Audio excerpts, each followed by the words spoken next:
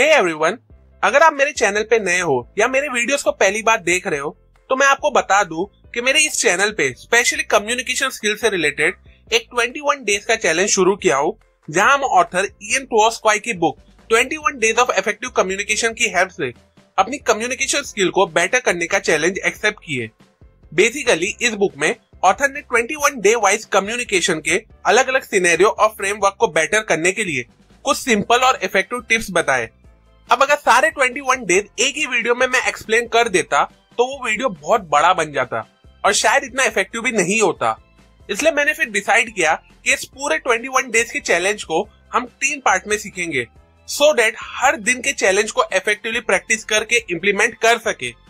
मेरा ये वाला वीडियो मेरे इस चैलेंज का पार्ट 1 था, जिसमें मैंने डे 1 से डे 7 के कम्युनिकेशन लेसन शेयर किया था, और मेरा ये वाला वीडियो इस चैलेंज का पार्ट 2 था, जिसमें मैंने डे 8 से लेकर डे 14 तक के कम्युनिकेशन लेसन शेयर किया था। अगर आपने अभी तक ये दोनों वीडियोस नहीं देखे हो तो पहले ये वीडियोस को जरूर चेकआउट करें, ऊपर निकलते आई बटन पे क्लिक करके या डिस्क्रिप्शन में दी गई लिंक पे जाके।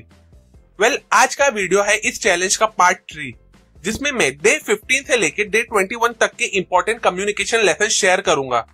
इसलिए इस वीडियो को भी एंड तक जरूर देखें, सो दैट आप एक भी इंपॉर्टेंट लेसन को मिस ना करें, स्पेशली डे 20 एंड डे 20 वाला तो बिल्कुल भी नहीं।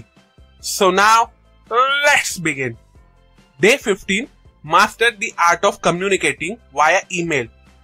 आज के टाइम पे मोस्टली हम में से हर कोई ईमेल के थ्रू कम्युनिकेट करता ही है। ये एक इजी वे ऑफ कम्युनिकेशन भी है और हमारे काम को आसान भी कर देता है।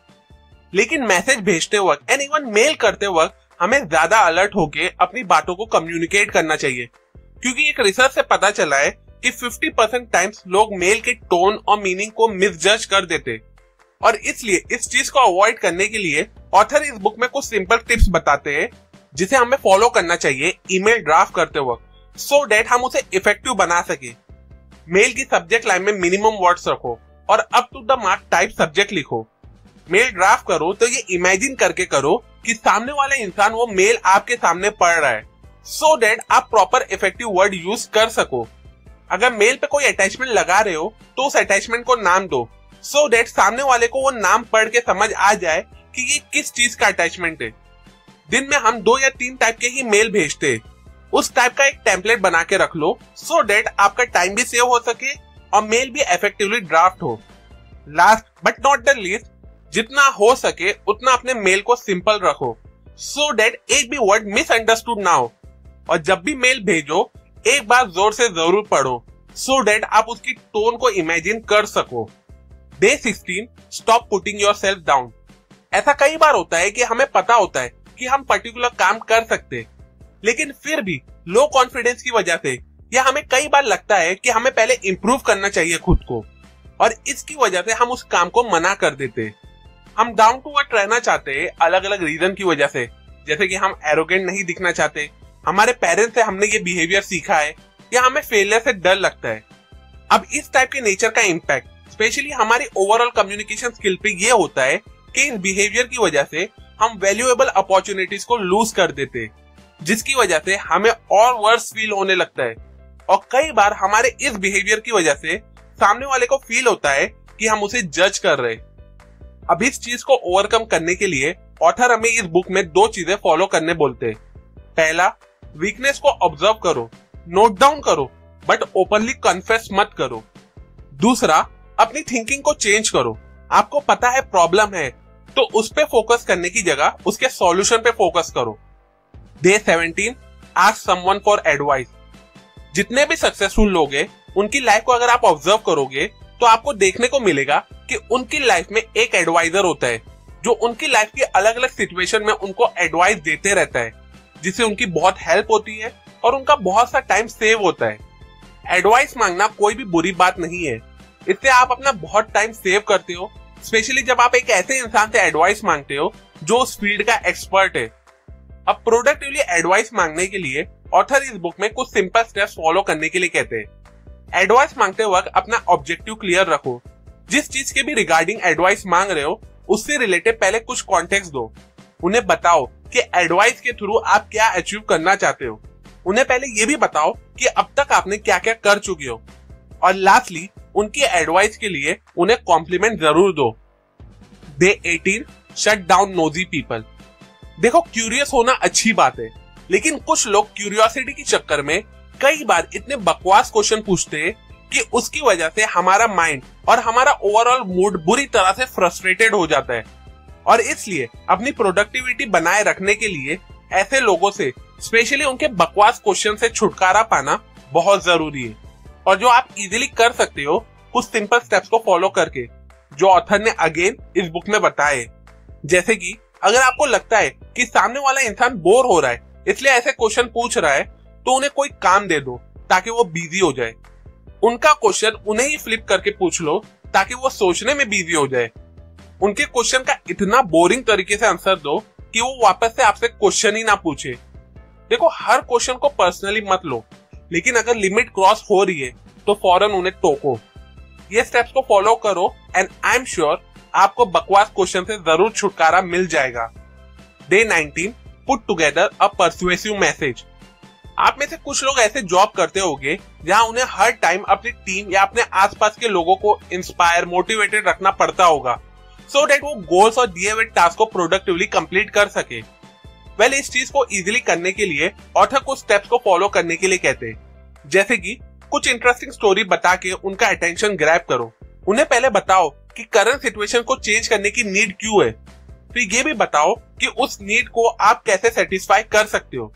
अब सवाल यहाँ ये आता है कि आप कैसे करोगे। वेल, उनके सामने फ्यूचर के 2 सिनेरियो को दिखा के, पहला, अगर चेंज नहीं हुए तो क्या कॉन्सिक्वेंसेस होंगे, और दूसरा, चेंज आने के बाद बेनिफिट क्या मिलेगा, और लास्टली, उस चेंज को लाने के लिए, उस नीड को पूरा करने के लिए अपना नेक्स्ट स्टेप बताओ। ये सिंपल स्टेप आपके आसपास के लोग आपकी टीम को इंस्पायर और एनकरेज करते रहेंगे पर्टिकुलर गोल्स और टारगेट को पूरा करते रहने के लिए। Day 20 improve your mediation skill. Mediator का सिंपली मतलब होता है कॉन्फ्लिक्ट रेजोल्यूशन। जब 2 लोग एक इशू लेके आपके पास आते हैं इस उम्मीद से कि आप उसे सॉल्व कर दोगे, तो आप एक मीडिएटर बन जाते हो। अब ये क्रिटिकल जॉब है, बिकॉज़ आप ऐसा कोई भी डिसीजन नहीं सुनाना चाहते हो जिससे सामने वाला हर्ट हो जाए। इसलिए सिचुएशन में प्रॉपर्ली कम्युनिकेट करने के लिए आपको कुछ स्टेप्स को फॉलो करना होगा। पहला तो आपको खुद से पूछना होगा कि क्या आप राइट पर्सन हो उस प्रॉब्लम का सॉल्यूशन देने के लिए। अब इसका आंसर अगर हाँ है तो ही आगे के स्टेप फॉलो करो। जैसे कि एक ग्राउंड रूल सेट करो उस डिस्कशन का, फिर एजेंडा को साथ में लाओ दोनों पार्टी को अच्छे से सुन के, सो दैट आप कॉन्फ्लिक्ट के पीछे का एक्चुअल रीजन और नेचर समझ सको। ब्रेनस्टॉर्मिंग करो फिर थोड़ी देर, सो दैट आप मालूम कर सको कौन सी चीज सॉल्व कर सकते हैं, और अकॉर्डिंगली फिर दोनों पार्टीज को एनकरेज करो कि वो एक प्रैक्टिकल गोल और सॉल्यूशन पे एग्री कर सके। इन स्टेप्स को फॉलो करोगे तो आप इजीली कॉन्फ्लिक्ट को रिजॉल्व कर सकोगे बिना किसी को हर्ट किए। Day 21 drop the क्लिचेस। क्लिचेस क्या होता है?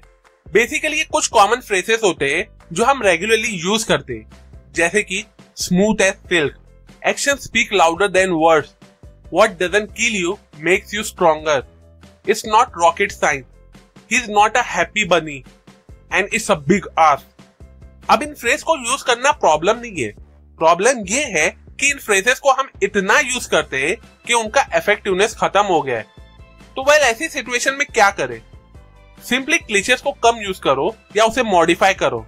फॉर एग्जाम्पल, अगर आप कह रहे हो the grass is always greener on the other side, well इसकी जगह आप बोल सकते हो the apple always seem juicer than the other side of the orchard, don't they? Same meaning लेकिन ज्यादा इंप्रेसिव। फ्रैंकली कहूं तो यह सबसे डिफिकल्ट चैलेंज है, क्योंकि इसके लिए आपके वोकैबुलरी का स्ट्रांग होना बहुत जरूरी है। एक बार वोकैबुलरी स्ट्रांग होगा तो फिर आपके पास न्यू वर्ड्स का कलेक्शन होगा, जिससे फिर आप इजीली पुराने फ्रेजेस को न्यू वे में मॉडिफाई कर सकोगे। सो टू कंक्लूड दिस वीडियो, ये थे 21 डेज ऑफ इफेक्टिव कम्युनिकेशन के डे 15 से डे 21 तक की हैबिट, जिसे फॉलो करके आप अपने कम्युनिकेशन को बेटर बना सकोगे। अभी के लिए अगर आपको इस वीडियो से कुछ नया सीखने को मिला हो, जो आई एम श्योर मिला ही होगा, तो इस वीडियो को जरूर लाइक करें। कमेंट सेक्शन में मुझे जरूर बताओ कि अपनी कम्युनिकेशन स्किल को बेटर बनाने के लिए इन 21 डेज के चैलेंज में से आप सबसे पहले कौन से चैलेंज पे सबसे ज्यादा फोकस करोगे। सेल्फ एजुकेशन और बुक रीडिंग की हैबिट को ज्यादा से ज्यादा लोगों तक पहुंचाना मेरा मिशन है। तो मुझे मेरे इस मिशन में सपोर्ट करने के लिए मेरे यूट्यूब चैनल को जरूर सब्सक्राइब करें और हाँ, उस बेल आइकॉन पे क्लिक करना ना भूलें। And finally, thanks for watching.